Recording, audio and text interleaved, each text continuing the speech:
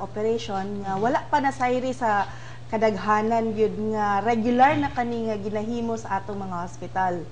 So kung pwede Ma'am G, Sige, akong cataract operation sa atong mga hospital. Regular every week. No? Okay. So kung every Wednesdays naata sa Balingasag Hospital, naata sa Hinguog ug naata sa Tilisayan. So kada hospital nato naatay mga in charge na nga mga point person. So mangutana lang mo kinsa in charge sa cataract operation. Every Thursdays we have at Manticaw and Balingasag hospitals. Every Friday naata sa Initaw, and every first Saturday of the month sa Hinguog. So daghan pa kaayo may mga programa nga kanang among gusto ipaabot sa mga tao isip serbisyo, bagong serbisyo sa inyong gobyerno din sa Misamis Oriental, no? We are trying our best to think of many program to really serve you.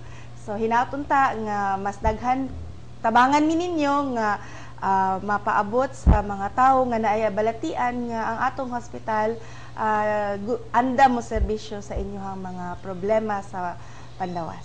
Pito pa kabuok, Doc, ang atong mga hospitals. May plano madugangan pa ni? Actually, kana usa naga maayo nga topic nato, no. Okay.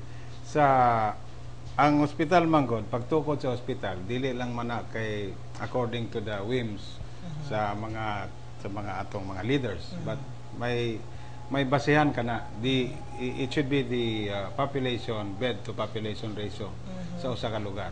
The ideal bed to population ratio, ang usa ka bed should service 1,000 ka tao. Sa eastern towns nato, eastern portion, wala man tay problema kay it's more of 1:1,000 plus lang. Ang problema nato dinhi dapit sa west, kining Galileo and Manluna. Ang kuan nato dia ratio is 1:8,000. So diha makita nato kulang gyud ang mga beds nato. So ang mga pasyente nato da gadiretso sa Cagayan de Oro. Karon naay gwapo nga development nato. Soon we will naay matukod diha sa Lubihid. Which is very strategically located, being about 5 kilometers away lang or 3 kilometers away from the proposed international airport. Kining og ang nakagwapo pa ni, there is a strategic partnership between the provincial government and the Overseas Workers Welfare Association of the Philippines. This is a 100 million project. Ang 45 million is shoulder sa OWA. So naa sila'y 25 beds, ang ato sa is 25 beds. So diha mapag-servisyon sa nato ang mga overseas nato. At the same time, kinisang mga tao sa Galileo nato nga interlocal health zones. Kining disenyo ani gi-estudyon gyud ni nato para mo haom gayod sa tropical na setting.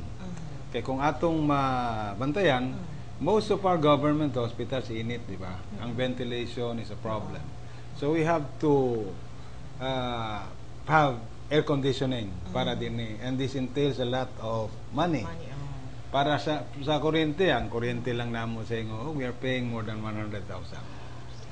So kung 100,000 a month?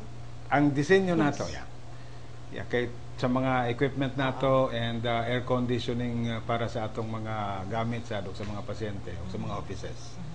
Ang disenyo ani is gibuhat ginamo para ang focus din is ventilation, nga dili mainit ang ospital. So kung makita ninyo karon, if you go, that's 1 kilometer away from Malubihid going west.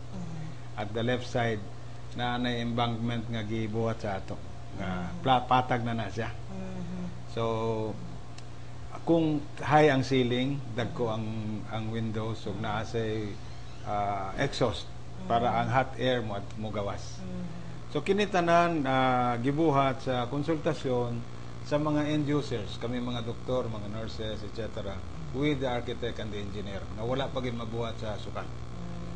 So hopefully we'll be able to come up with a prototype model of what a government hospital should be cost effective in terms of electricity